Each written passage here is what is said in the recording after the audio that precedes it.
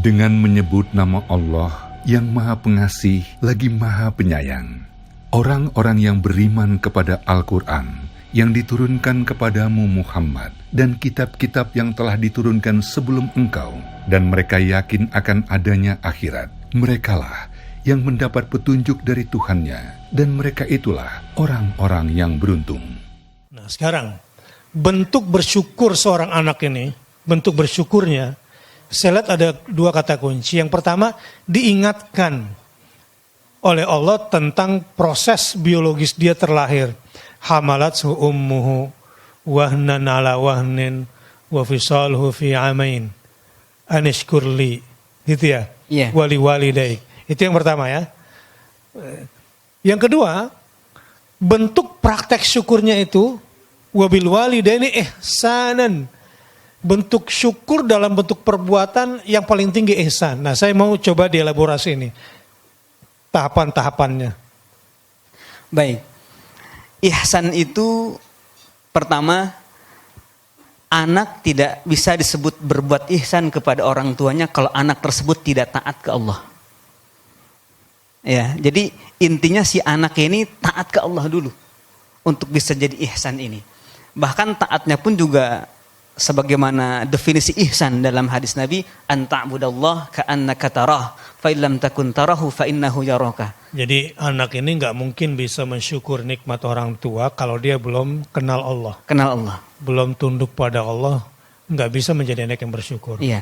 Kalaupun kelihatannya baik sama orang tuanya, sebetulnya itu bukan masuk kategori ihsan. Bukan masuk kategori ihsan. Ya itu cuma sebatas kemanusiaan aja manusiawi. Yang satu hari nanti akan menjadi bencana pada akhirnya. Iya, betul. Okay.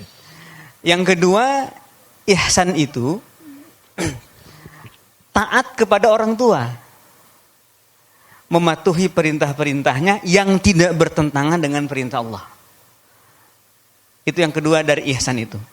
Dan yang ketiga, ihsan itu memberikan perlindungan, kasih sayang, bahkan biaya hidup Kepada orang tua. kepada orang tua, wabil khusus misalkan orang tuanya tidak mampu.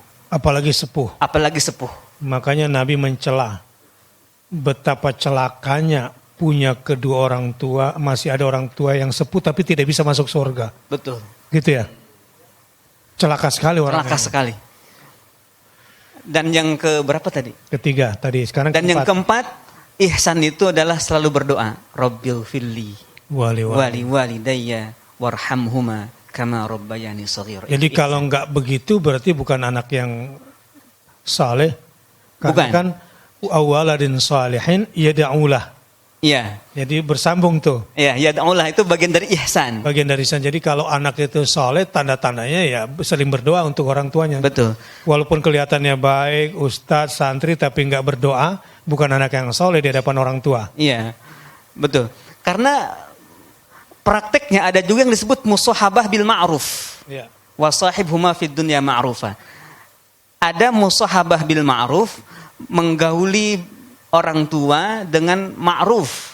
Bergaul dengan orang tua. Bergaul dengan orang tua secara ma'ruf. Iya. Ini apabila orang tuanya kafir. Iya. Kalau orang tuanya tidak kafir itu ihsan. Harus ihsan. Ihsan.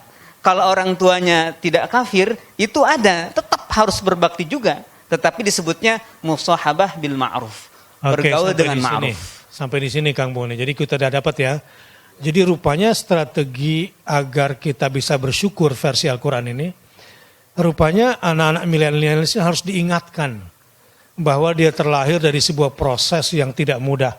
Dari rahim ibunya, dalam proses yang lemah, semakin lemah, lalu disapi selama 2 tahun dengan semua prosesnya, dan bersyukur itu harusnya dalam bentuk ihsan. Dan ada 4, dan diantara puncaknya adalah selalu berdoa, Rabbighfirli wali walidayya warhamhuma kama rabbayani shaghira.